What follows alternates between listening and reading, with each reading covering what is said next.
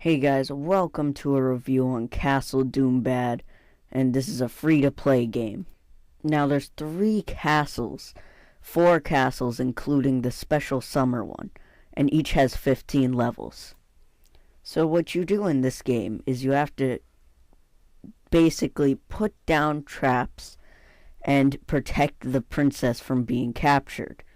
Well, you already kidnapped her because you are the evil guy, if you didn't guess from the title. It's very easy in the beginning, and you might get thrown off a little bit in the later levels, like level 15, stuff like that, because those are hardcore levels. And that is where the huge spike in difficulty in this game comes from. And I don't like it too much. I wish it could be a little bit easier, because often when you're playing the game, you'll often say, hey, look, here's a level. I want to complete the rest of this castle, so why don't I?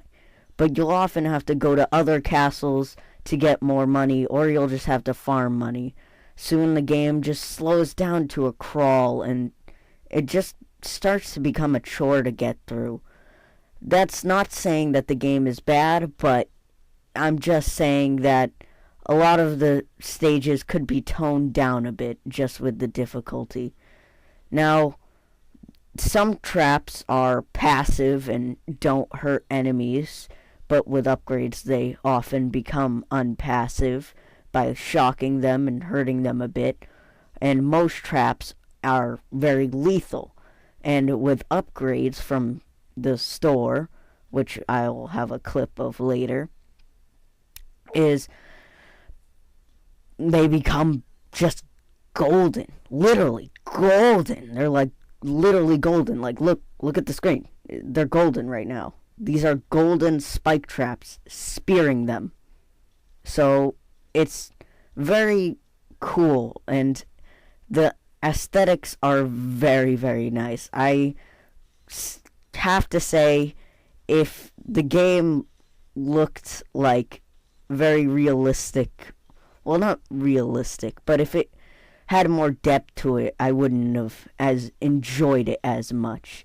So the art style is very good. I enjoyed it, and up until the point where it slowed down to a crawl, I had so much fun with this game. It was insane. So, yeah. Now, here's the shop I was talking about. Here's where you buy and upgrade your traps. And so I'm just going to review the first thing, the manual traps. Now, the manual traps are what was I saying? Automatic traps are literally what you think they are. They are literally traps that do things for you. Like, I don't know why you want any other trap. But in case you're like a crazy person and you do, then here you go. Here's a review on why you might want not automatic traps that will do everything for you. But before we go on to that, you saw on the last stage I got a crown. And the crowns are basically saying you got through the stage perfectly. You did it without the heroes capturing the princess. So, obviously, you're saying, well, if they capture the princess, don't I lose? Well, they can capture the princess, but they have to walk out the door first, which means they have to go all the way back from whence they came. This will often lead to their death of you trying to stop them. Sometimes they get through, which, makes you to lose, and then you're really sad. But often you kill them, and you can bring the princess back on the final wave or an interval wave.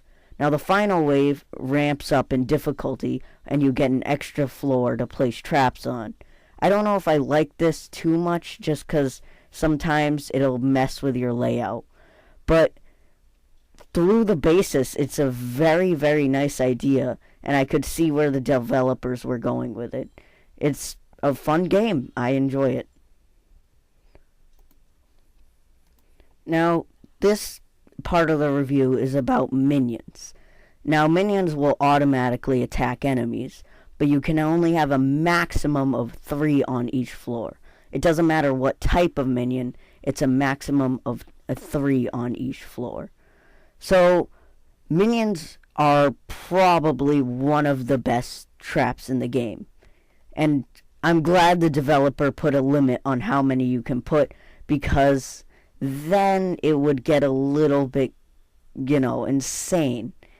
And the basic minion that you see is the best minion. You shouldn't buy any other minion just because it is like the best minion. It has like a chance of turning into a orangish reddish minion, which lights people on fire when it bites them or whatever it does. It looks like it's kind of just like humping them. But yeah.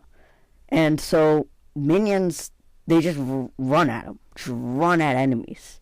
Now they do have a fault, is that you can only have a maximum at 3 on each floor, and also they cost a lot, and you're not guaranteed to have that minion for too long. So you can see there's a gap there. There was a gap there, and I couldn't put 3 on each floor, on more than 3 in between the gap. So that goes for the gap too. Now, upcoming is probably the most useless part of traps. It's the manual traps. You have to actually click on them to have them activate. So, yeah. Manual traps don't do much.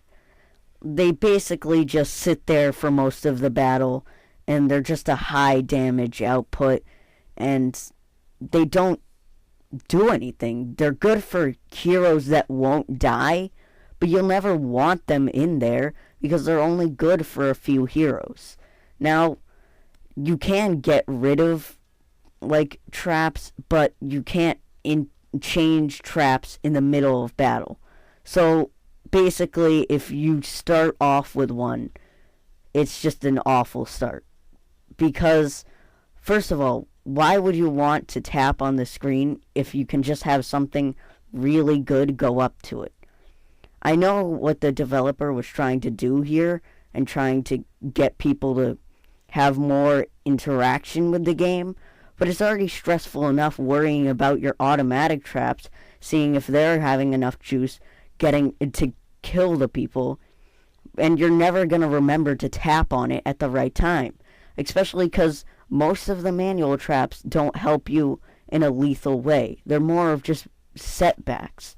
And even when they do help you in a lethal way, they don't do enough damage to kill anything. You can hit 3 heroes in the same hit, but it's hard to line up a shot because they're walking with AI. Now, that's not to say manual traps are completely bad. They're often good sometimes, if you can use them correctly, but mostly they'll just sit there unused. So that's pretty much it for the review, and get the game if you want to. Subscribe to the channel, and see ya.